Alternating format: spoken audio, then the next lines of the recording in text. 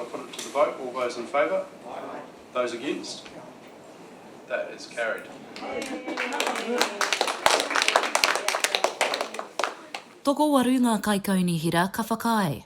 Ko tahi ka whakahe, ā ko tahi kaore I Pōti. E hara I te mutunga o tēnei kaupapa hoi anō, ko tēnei kaupapa I tēnei rā, ko te whakautu o ngā kai Kaunihera mō te whakaaro e pāna ki te tuuru Māori ara ko Te Awanui.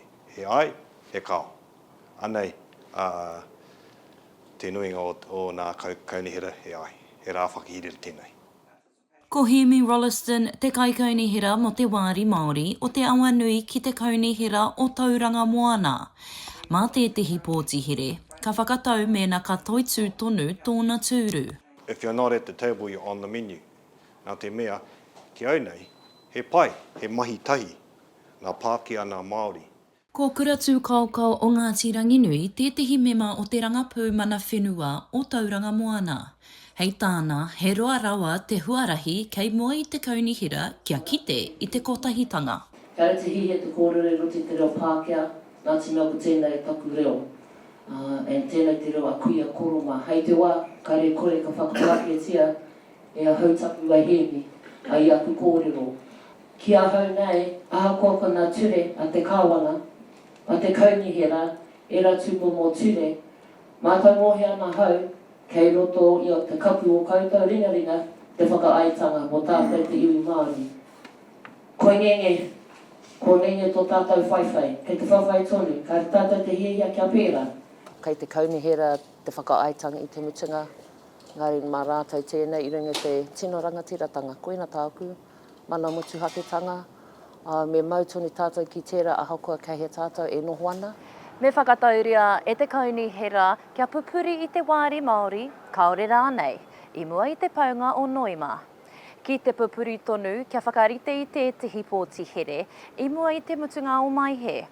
Ki te whakakore, ka kore tētahi wāri hei te pōtitanga Kaunihera a te tau e 2028. While I support referendum and people having their say, I do find it strange that we isolate one ward where people have a say on that and people don't get to have a full say on the full representation review. And I think it's almost wrong and it should be the other way, that actually at the moment the Electoral Commission decide as to how we're represented rather than the people. Mihi ana ki ngā kōrero, kua whāriki hia kai mui a tātou. Kore au e mōhio ana te nui o ngā kōrero, hoi anō. Ko rongo au ki ira o ngā kōrero rereke, ara, ko mōhio tērā. Me rongo au ki ngā kōrero tika, ki te whakaro nui o mātou o te mana whenua o Tauranga Moana. E ai ki te kaumātua o Tauranga, a Jack Thatcher, ko te mahi nui kei mua I te aroaro, ko te akiaki I ngā kai Pōti Māori o te moana te tuku Pōti. Rua te kau % o te hāpori o Tauranga Moana ngai Māori. Ko waru te kau % tau iwi.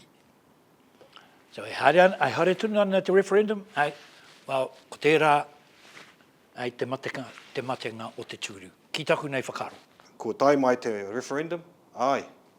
Te nuinga o ngā Pākehā haere ki te poti, ai nei, he wero ki te Māori. Nā te mea, kua naro te referendum, kua naro te tūru.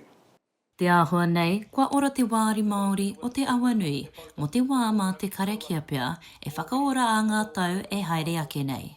Te mana o tū, te mana tika humai tāwhirirangi kāke, ki te whaiao ki te o marama, he Māori oho, uhi, wero, tau mai te Māori, haumi e, hui e, tāki e. Mai o Hapānapa, Aukaha.